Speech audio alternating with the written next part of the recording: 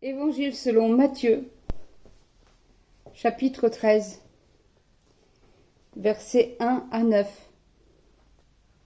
Ce jour-là, Jésus sortit de la maison et s'assit au bord de la mer. Il se rassembla auprès de lui de si grandes foules qu'il monta dans un bateau et s'y assit.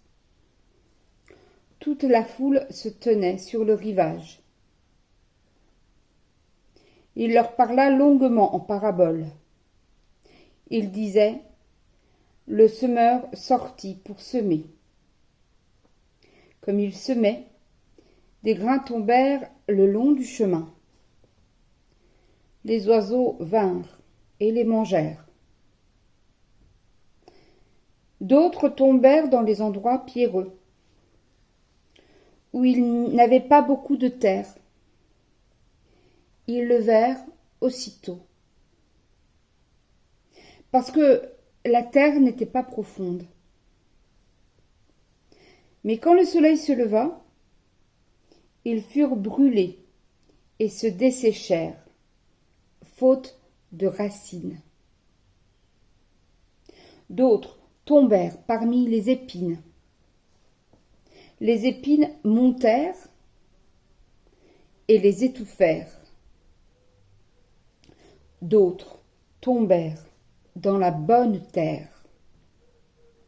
Ils finirent par donner du fruit, l'un 100, l'autre 60, l'autre 30. Que celui qui a des oreilles entende. Bonjour, je trouve que c'est le bon moment pour parler de la parabole du semeur. Le bon moment pour vous et pour moi qui est dans cette période où on est déjà en vacances, on ne va pas tarder à y être, ou dans quelques semaines seulement. Cette parabole du semeur, elle vous est peut-être familière, même si vous n'êtes pas grand lecteur de la Bible, même si vous n'avez pas une grande culture, parce que vous n'avez pas fait de catéchèse. Voilà. Cette parabole du semeur, elle a cette particularité que chez Matthieu, en tout cas, on en trouve une explication donnée par Jésus. Je vous invite d'ailleurs à aller vous-même lire cette suite aux quelques versets que vous venez d'entendre. Donc on est toujours dans le chapitre 13 et vous allez voir qu'effectivement, Jésus explique. Mais ce qu'il explique, Jésus, c'est qu'au fond, il y a différentes terres et il montre ce que chacune de ces terres, chacun de ces sols représente, ce que chacun de ces sols symbolise. Par contre, il y a quelque chose qu'il ne dit pas, c'est qui est le semeur. Sans doute parce que c'est assez logique. Le semeur, c'est Dieu. Le semeur, c'est le Seigneur. Or, cela signifie que celui qui travaille, c'est Dieu. Celui qui sème, c'est le Seigneur. Et vous avez vu comme il sème. Il sème à la volée. En fait, il sème vraisemblablement comme on semait au temps où cette parabole a vu le jour. Il sème. Et quel gâchis! Quel gaspillage! Il sème et ça va partout. Au bord du chemin, parmi les épines, sur le sol pierreux. Quel gâchis! Quel gaspillage! Or, ces différents sols, c'est nous. Quel sol êtes-vous? Quel sol êtes-vous pour la parole du Seigneur? Le sol du bord de chemin? Le sol pierreux? Le sol rempli d'épines? Ou le sol qui reçoit la bonne terre? Eh oui. Ces différents sols, c'est nous. On sait bien que pour cultiver, il y a effectivement la bonne terre, celle qui permet de produire beaucoup. Et plus on produit beaucoup, plus on considère que c'est de la bonne terre. Hein. Puis il y a des terres sur lesquelles rien ne peut pousser.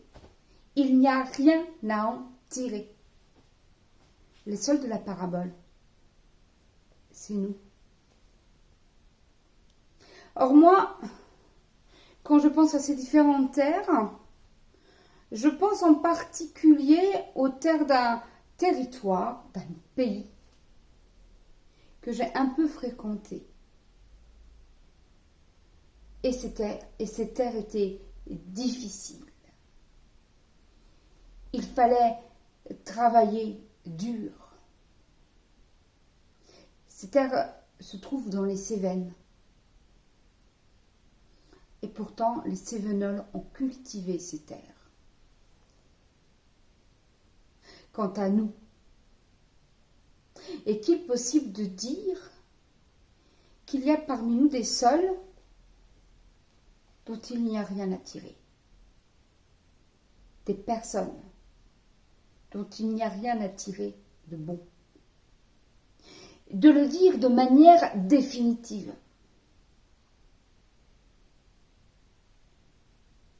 Est-ce que finalement, le semeur de la parabole, c'est-à-dire Dieu, ne témoigne pas par la façon dont il sème d'une espérance placée dans chacun de ces sols, dans chacune de ces terres? Au fond,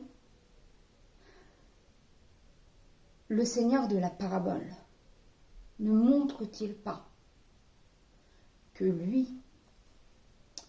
il ne cesse pas d'espérer en chacun d'entre nous?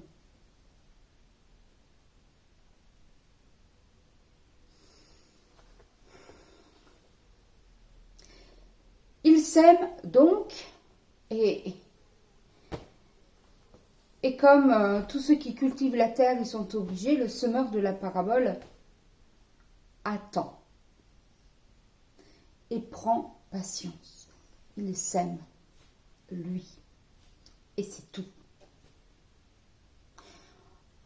On a parfois tendance à dire que le temps de Dieu n'est pas notre temps à nous, c'est pas le même rythme. Mais ici, le semeur de la parabole, c'est-à-dire Dieu, s'adapte au temps de la terre où il a semé. Il attend et prend patience.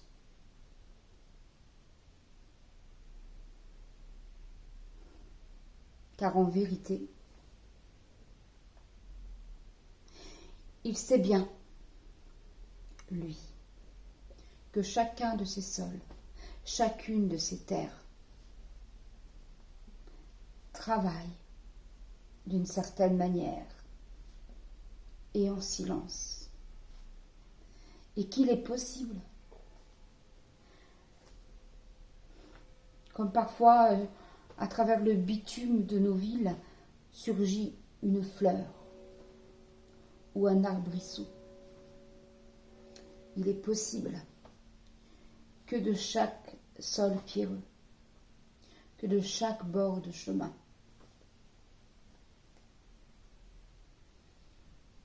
que de chaque terre inondée d'épines surgisse une frêle fleur de coquelicot.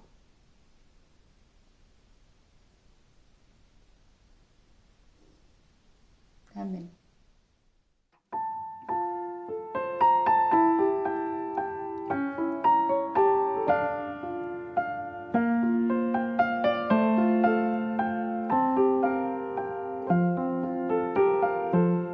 J'ai soif de ta présence, divin chef de ma foi, dans ma faiblesse immense, que ferais-je sans toi? Chaque jour, à chaque